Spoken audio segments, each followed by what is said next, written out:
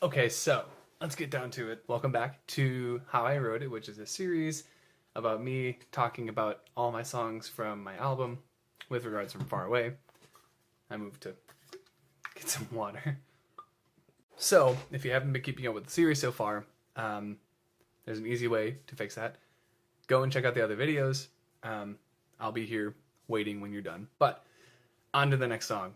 So, we left off after Don't Bother, the angry argument of the album.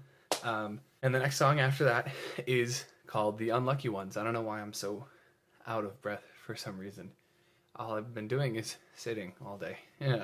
So going into this song, or the discussion of this song, more or less, I hit a lot of roadblocks when trying to come up with stuff to talk about. Let me explain. The Unlucky Ones is pretty straightforward, both narratively and musically, in that it takes place during the time in this relationship after the argument has been had, after both people have been angry with each other.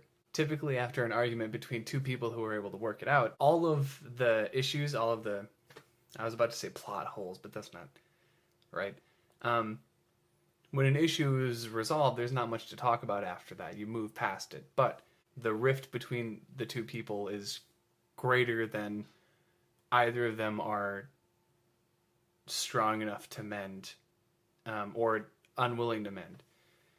So this song, The Unlucky Ones, is essentially for these two people, part of the story of the album. This is their rift. So this is the narrator begging with the other person to talk things through and to figure things out.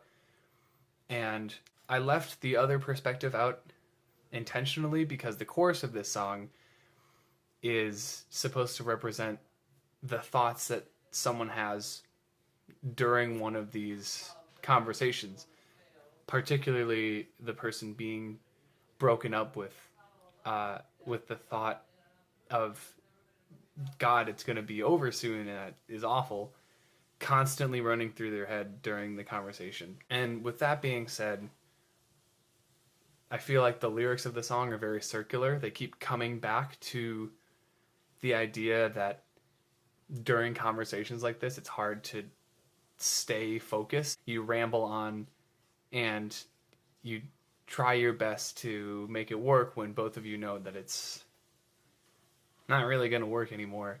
Trying to keep it light because this is a tough subject. So I wrote down a little note to myself that said, in a song that focuses so much on a single conversation and a specific conversation, it doesn't really have a whole lot to say. And I realize this the more and more I perform it and sing it, and the more and more I, listen back to the song,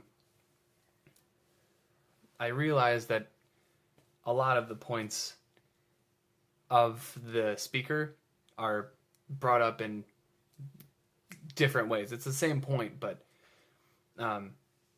in different ways. And so that's why it's so hard to discuss this song and go in depth with the song, because there really isn't a whole lot of depth to it. I think the same way that this represents a conversation between two people that doesn't need to be had because both know what's about to happen, this song doesn't need to be a part of the album or a part of the story, but it's there. It's there the same way that the conversation is. I hope that meaning comes through in the music, if not the words as much. Musically, the song is aggressive and it's loud, but there are also parts of it that are super quiet. I thought that was the best way to personify this part of the relationship, is just to keep loud and quiet coming and to keep the words going around in circles, because realistically that's sort of what it feels like when you deal with this sort of situation. So I guess the last thing to really talk about is how the song ends. The song ends with the narrator finally coming to terms with what's about to happen to them and to the relationship, and that is that it's about to end. And so the next song, Good For You, is what we're going to talk about next week. I don't mean to be a tease, but we only have 2 songs left after tonight, so if you haven't listened to the album, go ahead and do it right now. I'll put all of the links to where they're going to be, or where the album is going to be, down below in the description. SoundCloud, CD Baby, iTunes, Spotify, here on YouTube even. Just type in my name. I don't know why I did this. I didn't have to. You know what typing is. Be sure to visit my Facebook page. Give me a like. Visit my Instagram, Nick Scarpinato. And speaking of Instagram, I have some really cool news. So once all of the How I Wrote It videos go up, and once they're up here on YouTube, be sure to follow me on Instagram, because I'm going to do an Instagram live performance of my entire album, just me and a guitar, an acoustic guitar. It'll be super fun. I'm really looking forward to it. If you haven't listened to the songs, then that's your perfect opportunity. So yeah, in 3 weeks, that'll happen on my Instagram. So hop to it, get to following, get to subscribing, liking, sharing this video.